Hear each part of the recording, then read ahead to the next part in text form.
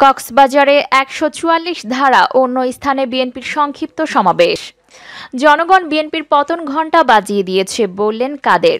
এবার দেখুন বিস্তারিত সংবাদ।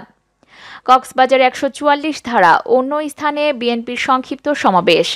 কক্সবাজারে বিএনপি ও যুবলীগ একই স্থানের সমাবেশ ডাকা ১৪৪ ধারা জারি হলেও অন্য স্থানে সংক্ষিপ্ত সমাবেশ করেছে বিএনপি। সোমবার বেলা 11:30টার দিকে কক্সবাজার শহরের ঈদগাঁও মাঠে এই সমাবেশ অনুষ্ঠিত হয়।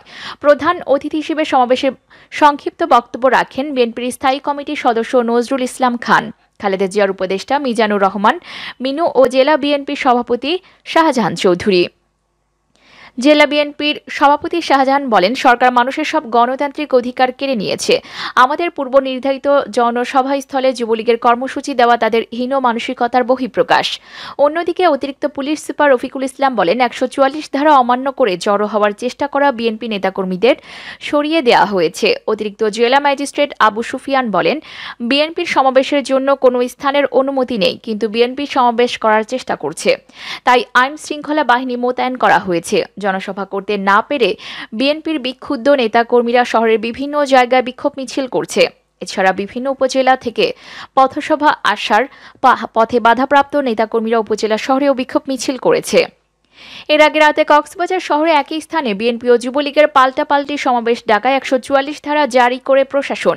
সোমবার ভোর থেকে মঙ্গলবার পর্যন্ত কক্সবাজার শহরে অবস্থিত বিএনপি অফিস সংলগ্ন শহীদ সরণি সড়ক ও আশেপাশের এলাকায় ১৪৪ ধারা জারি রয়েছে।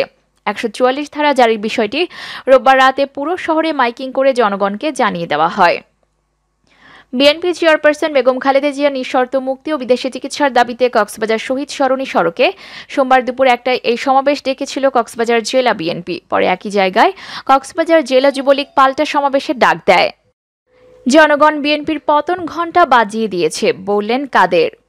বহু আগেই জনগণ বিএনপির পতন ঘণ্টা বাজিয়ে দিয়েছে, তা বিএনপি নেতারা শুনতে পায় না বলে মন্তব্য করেছেন আওয়ামী লীগের সাধারণ সম্পাদক ওবায়দুল কাদের।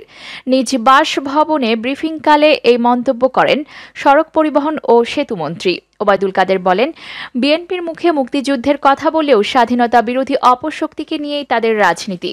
সাম্প্রদায়িক উগ্রবাদকে সঙ্গে নিয়ে বিএনপি অসাম্প্রদায়িক কথা বলে।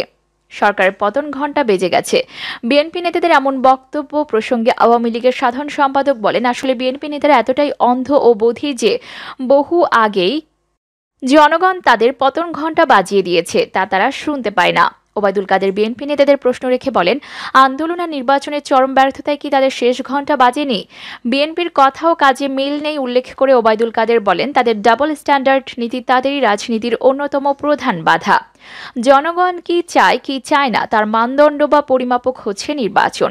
একটি সুষ্ঠু ও অংশগ্রহণমূলক নির্বাচন অনুষ্ঠানে শেখ হাসিনার সরকার অত্যন্ত আন্তরিক। নির্বাচনের বাইরে গিয়ে অন্য কোনো চোরাগলি খোঁজা সংবিধান সম্মত নয় উল্লেখ করে ওবায়দুল কাদের আরও বলেন, এসব অপতৎপরতা গণতান্ত্রিক মূল্যবোধের বিপরীতে অবস্থান করছে।